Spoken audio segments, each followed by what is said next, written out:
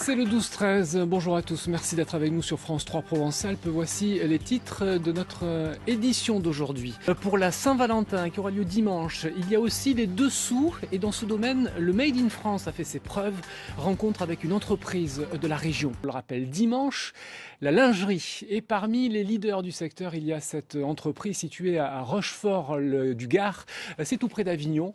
Du Made in France qui connaît un véritable succès. C'est un reportage de Frédéric Poré et de Olivier Ducrot-Renaudin. Bonjour Béatrice. Bonjour. Ah, je vous dérange, c'est en plein boulot? Non, ça va aller. Bon, j'ai un peu de boulot pour vous. Un peu. Beaucoup. Les petits harnais pour la Saint-Valentin. Ouais. C'est urgent. Couturière à domicile, Béatrice a ses propres clients et travaille aussi pour l'entreprise Luxa. Elle y voit que des avantages. Je gère comme je veux. Ça fait un SMIC, pareil. Béatrice est une exception. Les 7 autres salariés travaillent ensemble. Jean-Pierre Vendier préfère voir ses employés en atelier. Cette organisation permet de gagner du temps. Au début, elles étaient toutes à domicile. Elles avaient toutes leur propre atelier. Et puis, pour une question d'organisation et de rapidité, parce que c'est quand même très lourd à gérer, beaucoup de routes, toujours sur la route du matin au soir, c'est pas forcément facile.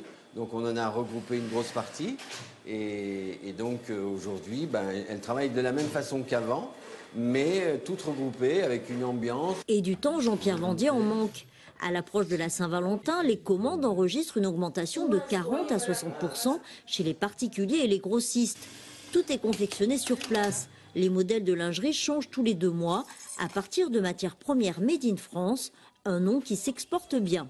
Normalement, elle est bonne parce qu'elle est passée au contrôle, c'est quand même de la dentelle française, donc c'est pas de la chinoise, hein, ça. On est décalé sur les couleurs, on est décalé sur des formes, on est décalé sur plein de choses. Mais l'idée de base quand même, c'est que ça soit une lingerie avec une connotation un peu sexy pour mettre la femme en valeur. La marque a imaginé toute une gamme à partir des signes du zodiaque. Pour la Saint-Valentin, elle espère se démarquer avec la ligne poisson et ses détails coquins. De quoi sortir le grand jeu.